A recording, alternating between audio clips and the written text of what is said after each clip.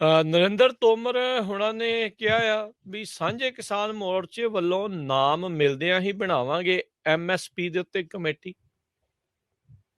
ਉਹ ਨਹੀਂ, ਦੇਖੋ ਇਹ ਵੀ ਬੰਦਾ ਨਾ ਜਿਹੜਾ ਦੋ ਫਸਲੀ ਚ ਗੱਲ ਕਰ ਜਾਂਦਾ ਆ। ਅੱਛਾ, ਮੇਰੀ ਗੱਲ ਹੋਈ ਮੋਰਚੇ ਦੇ ਕੁਝ ਲੀਡਰਾਂ ਨਾਲ, ਖਾਸ ਤੌਰ ਤੇ ਉਸ ਲੀਡਰ ਨਾਲ ਜਿਸ ਲੀਡਰ ਨੂੰ ਫੋਨ ਕੀਤਾ ਸੀ ਇਹਨਾਂ ਨੇ, ਸੈਂਟਰ ਵਾਲਿਆਂ ਨੇ। ਉਹ ਕਹਿੰਦੇ ਕਿ ਵੀ ਦੇਖੋ ਠੀਕ ਹੈ, ਸਾਨੂੰ ਇਹਨਾਂ ਨੇ ਕਿਹਾ ਨਾਂ ਮੰਗੇ ਜ਼ਰੂਰ ਸਨ, ਪਰੰਤੂ ਕਹਿੰਦੇ ਕਿ ਕਿਵੇਂ ਨਾਂ ਦੇ ਦਈਏ ਇਹਨਾਂ ਨੂੰ। ਜਦੋਂ ਅਸੀਂ ਇਹਨਾਂ ਨੂੰ ਭੌਂਕੇ ਪੁੱਛਿਆ ਕਿ ਭਾਈ ਕਮੇਟੀ ਹੋਏਗੀ ਕਿਸ ਤਰ੍ਹਾਂ ਦੀ, ਉਹਦੀ ਬਣਤਰ ਕਿਸ ਤਰ੍ਹਾਂ ਦੀ ਹੋਏਗੀ, ਕਿਹੜੇ ਕਿਹੜੇ ਉਹਦੇ ਚ ਬੰਦੇ ਹੋਣਗੇ, ਵੀ ਤੁਸੀਂ ਤੇ ਅੱਗੇ ਜਿਹੜੀ ਉੱਥੇ ਵੇਖਿਆ ਹੀ ਆ ਕਿ ਕਮੇਟੀ ਬਣਾਈ ਸੀਗੀ ਸੁਪਰੀਮ ਕੋਰਟ ਨੇ, ਉਹਨਾਂ ਨੇ ਤਾਂ ਕਹਿ ਦਿੱਤਾ ਸੀ 4 ਕਰੋੜ ਜਿਨ੍ਹਾਂ ਦੇ ਨਾਲ ਕਿਸਾਨ ਜੁੜੇ ਆ, ਉਹ ਕਹਿੰਦੇ ਕਿ ਨਹੀਂ ਨਹੀਂ ਠੀਕ ਹੈ ਜੀ। ਕਿਸਾਨ ਜੇ ਇਸ ਤਰ੍ਹਾਂ ਦੇ ਕਿਸਾਨ ਆਗੂ, ਕਿਸਾਨ ਸੰਗਠਨ ਤੁਸੀਂ ਵਿੱਚ ਪਾ ਕੇ ਤੇ ਕੋਈ ਰਿਪੋਰਟ ਪੇਸ਼ ਕਰਨੀ ਹੈ ਤੇ ਫਿਰ ਤੇ ਬਣ ਗਈ ਗੱਲ, ਇਹ ਤੇ ਗੱਲ ਬਣੀ ਪਈ ਆ। ਮਤਲਬ ਕਿ ਉਹ ਕਹਿੰਦੇ ਕਿ ਸਾਨੂੰ ਦੱਸੋ ਤੇ ਸਹੀ ਕਿ ਜੇ ਉਹ ਕਮੇਟੀ ਕੋਈ ਸਿਫਾਰਿਸ਼ ਕਰਦੀ ਹੈ ਕੀ ਭਾਰਤ ਸਰਕਾਰ ਉਹਨੂੰ ਮੰਨਣ ਲਈ ਪਾਬੰਦ ਹੋਏਗੀ? ਅੱਛਾ, ਕਾਲ ਤੁਸੀਂ ਕਰ ਰਹੇ ਹੋ, ਲੀਡਰ ਨੂੰ ਕਾਲ ਕਰ ਰਹੇ ਹੋ, ਆਫੀਸ਼ੀਅਲੀ ਕੋਈ ਲੈਟਰ ਨਹੀਂ ਭੇਜ ਰਹੇ, ਫਿਰ ਉਹ ਤੁਹਾਨੂੰ ਨਾ ਕਿਵੇਂ ਭੇਜ ਦੇਣ ਆਪਣੇ?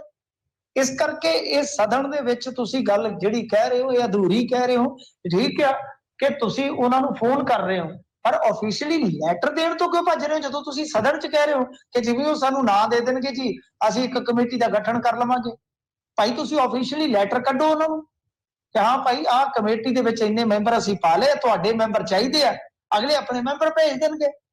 ਸੋ ਇਸ ਕਰਕੇ ਨਰਿੰਦਰ ਸਿੰਘ ਤੋਮਰ ਦੱਸਦਾ ਰਹੇ ਆ ਪਰ ਸੱਚ ਅਧੂਰਾ ਦੱਸ ਰਹੇ ਆ।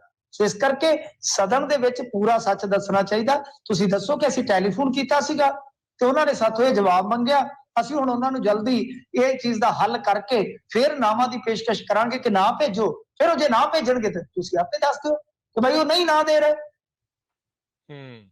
ਜੀ ਜੀ ਜੀ, ਸੋ ਗੱਲ ਨੂੰ ਘੁਮਾਈ ਫਰਾਈ ਜਿਹੜਾ ਉਹ ਜਾਂਦੇ ਨੇ। ਤੇ ਸਰੋਤਿਓ ਤੁਸੀਂ ਵੀ ਕਾਲ ਕਰ ਸਕਦੇ ਹੋ, ਇੱਕ ਸਵਾਲ ਇੱਕ ਖਬਰ, ਉਸ ਤੋਂ ਬਾਅਦ ਚ ਬ੍ਰੇਕ ਲੈਣੀ ਆ ਤੇ ਬ੍ਰੇਕ ਤੋਂ ਬਾਅਦ ਦੇ ਵਿੱਚ ਫਿਰ ਸਰੋਤਿਓ ਤੁਸੀਂ ਸਵਾਲ ਕਰ ਸਕਦੇ ਹੋ। ਨੰਬਰ ਹੈ 408 272 5200 4082725200। 5 ਸਾਲਾਂ ਚ ਸਿਰਫ 10% ਨੀਟ ਪਾਸ ਨੂੰ ਮਿਲੀ ਸੀਟ।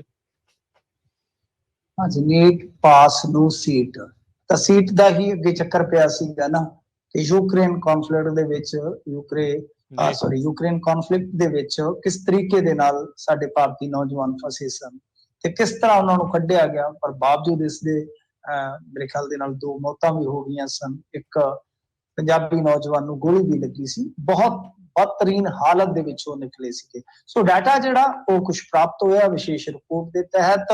ਇਹਦੇ ਚ ਕੀ ਹੈ ਕਿ ਜੋ ਜਾਣਕਾਰੀ ਮਿਲੀ ਹੈ ਕਿ 5 ਸਾਲ ਦੇ ਵਿੱਚ ਸਿਰਫ 10% ਨੀਟ ਪਾਸ ਵਿਦਿਆਰਥੀਆਂ ਨੂੰ ਭਾਰਤ ਦੇ ਵਿੱਚ ਪ੍ਰਵੇਸ਼ ਦਾਖਲਾ ਮਿਲਿਆ ਵਾ, ਤਾਂ 90% ਵਿਦਿਆਰਥੀ ਜਿਹੜੇ ਆ ਉਹ ਆਪਣੀ ਪੜ੍ਹਾਈ ਵਾਸਤੇ ਸਿਰਫ ਵਿਦੇਸ਼ ਤੇ ਹੀ ਨਿਰਭਰ ਨੇ। ਔਰ ਇਹ ਅੰਕੜਾ ਕਿਸੇ ਹੋਰ ਦਾ ਨਹੀਂ, ਇੰਡੀਅਨ ਗਵਰਨਮੈਂਟ ਦਾ ਅੰਕੜਾ ਹੈ।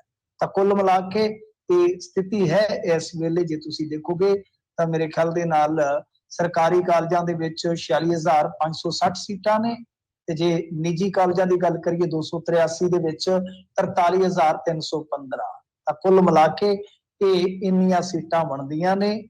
ਔਰ ਇਹਨਾਂ ਦੀ ਜੇ ਤੁਸੀਂ ਗਿਣਤੀ ਕਰੋਗੇ ਤਾਂ ਇਹ ਇਜ਼ਾਫਾ ਜਿਹੜਾ ਨਾ ਮਾਤਰ ਹੋਇਆ ਪਿਛਲੇ 5 ਸਾਲਾਂ ਦੇ ਵਿੱਚ, ਨਾ ਮਾਤਰ ਜਿਹਾ ਸੀਟਾਂ ਦਾ ਇਜ਼ਾਫਾ ਹੈ ਜਿਹੜਾ ਉਹ ਬਿਲਕੁਲ ਜਿਵੇਂ ਕਹਿ ਲਈਏ, ਕਿਉਂਕਿ ਅਨੁਪਾਤ ਦੇ ਹਿਸਾਬ ਨਾਲ ਕਿ ਜਿੰਨੇ ਨੀਟ ਪਾਸ ਕਰ ਰਹੇ ਆ ਉਹ ਤੇ ਬਹੁਤ ਜ਼ਿਆਦਾ ਹੋ ਰਹੇ ਆ, ਪਰ ਉਹਨਾਂ ਦੇ ਮੁਕਾਬਲਤਨ ਜਿਹੜੀਆਂ ਸੀਟਾਂ ਨੇ ਉਹ ਬਹੁਤ ਘੱਟ ਰਹਿ ਰਹੀਆਂ। ਇਸ ਕਰਕੇ ਜ਼ਿਆਦਾਤਰ ਜਿਹੜੇ ਵਿਦਿਆਰਥੀ ਆ ਫਿਰ ਜਿਨ੍ਹਾਂ ਨੂੰ ਜਾਂ ਨਿੱਜੀ ਕਾਲਜਾਂ ਦੇ ਵਿੱਚ ਸੀਟ ਅਲਾਟ ਹੁੰਦੀ ਹੈ ਉਹ ਤਰਜੀਹ ਦਿੰਦੇ ਨੇ ਕਿ ਅਸੀਂ ਬਾਹਰ ਜਾ ਕੇ ਪੜ੍ਹਾਈ ਕਰੀਏ।